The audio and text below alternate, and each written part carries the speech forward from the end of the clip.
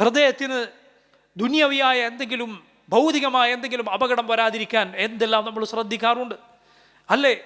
ഒരു ഡോക്ടർ പറയുകയാണ്, ഇന്ന ഭക്ഷണം ശ്രദ്ധിക്കണം, ഹൃദയത്തിന് രോഗം വരാനിരിക്കുന്നു, അറ്റാക്ക് വരാനിരിക്കുന്നു, ഇന്ന ഭക്ഷണം കഴിക്കരുത്, രാവിലെ നടക്കണം, ഓടണം എന്നൊക്കെ എത്രമാത്രം ശ്രദ്ധിക്കും. കാരണം അത് നിലച്ചു പോയാൽ ജീവൻ പോയി.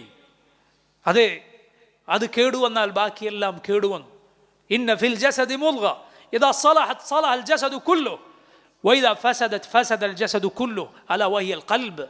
റസൂലുള്ളാഹി സ്വല്ലല്ലാഹു അലൈഹി വസല്ലം പറയുകയാണ്, ശരീരത്തിൽ ഒരു മാംസകഷ്ണമുണ്ട്, അത് നന്നായാൽ ശരീരം മുഴുവൻ നന്നായി, അത് ദുഷിച്ചാൽ ശരീരം മുഴുവൻ ദുഷിച്ചു. അലാ വഹിയൽ ഖൽബ്, അതാണ് ഹൃദയം. പ്രിയമുള്ള സഹോദരങ്ങൾ, ഈ കണ്ട കാഴ്ചകളും വാർത്തകളും ഒരുപക്ഷെ നമ്മുടെ ഈമാനിനെ ദോഷകരമായി ബാധിക്കുക നമ്മുടെ മരണസമയത്തായിരിക്കും.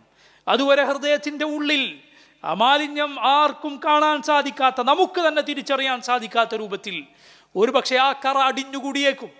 ഒടുവിൽ റൂഹ് തൊണ്ടക്കുടിയിൽ നിന്ന് ഈമാനുമായി പോകേണ്ട സമയത്തായിരിക്കും അത് നമ്മെ പിടികൂടുന്നത്.